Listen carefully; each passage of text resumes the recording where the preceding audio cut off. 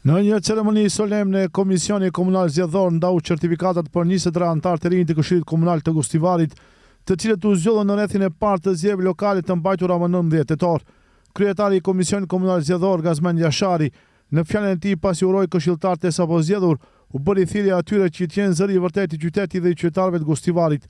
Ai gjithashtu shprehu keqardhjen që në rrethin e parë nuk u zgjodh edhe kryetari i komunës.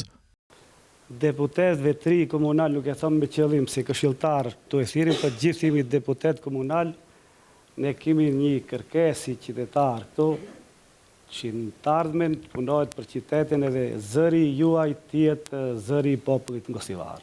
Për fat të keq, kemi një mangësi në këtë këshill komunal, përsëri është vote popullit ajo që vendose, nuk u zgjedh rrethin e parë kryetari i komunës, po shpresojmë që në rrethin e ditë zgjidhet edhe përfaqësues ose kryetari i komunës legjitim që të jetë. Kjo është demokracia edhe prandaj quhet demokraci. Mirë, po përsëri shpresojmë që do të zgjidhet. Në ceremoninë e ndarjes së certifikatave morën pjesë edhe kryetari aktual i komunës së Gostivarit Valbon Limani, si dhe përfaqësuesi i muftinisë së Gostivarit Mazim Zendeli.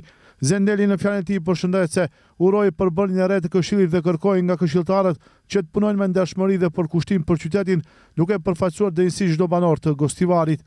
Është nder dhe kënaqësi sot të jemi të ftuar në ndarjen solemne të certifikatave për të gjithë anëtarët e ri të Këshillit Komunal të zgjedhjeve lokale gjatë mandatit 2025-2029 në komunën e Gostivarit, komunë të cilën muftinia e Gostivarit në territorin e saj të përfshirjes ka mbi 70% e pjesën tjetër e ka edhe në 2 komune të tjera. Në rend të parë, më lejoni të përshëndes kryetarin aktual të komunës së Gostivarit, Dr. Valbon Limanin, të përshëndes të gjithë ata të cilët në mandatin paraprak e dhanë rezultatin e tyre, këshilltarët paraprak, ndërsa këshilltarëve të ri nga ana e muftinisë së Gostivarit u lëm një porosi. Populli vendosi, populli ju zgjodhi, ju jeni zëri. Ngrit një zërin sikur ngrihet ezani në minare dhe kambanat e kishës në vendin e saj. U presin shumë punë, e punët e mira bëhen së bashku. Zoti ju ndihmoft. Certifikatat u ndau antari i Komisionit Komunal Zgjedhor Ali Telezi, ndërsa nga lista e koalicioni Vlen, Bashkim Hasani ka hequr dorë nga mandati i këshilltarit, ndërsa në vend të tij u certifikua Albin Deralla, nga po i njëjti koalicion.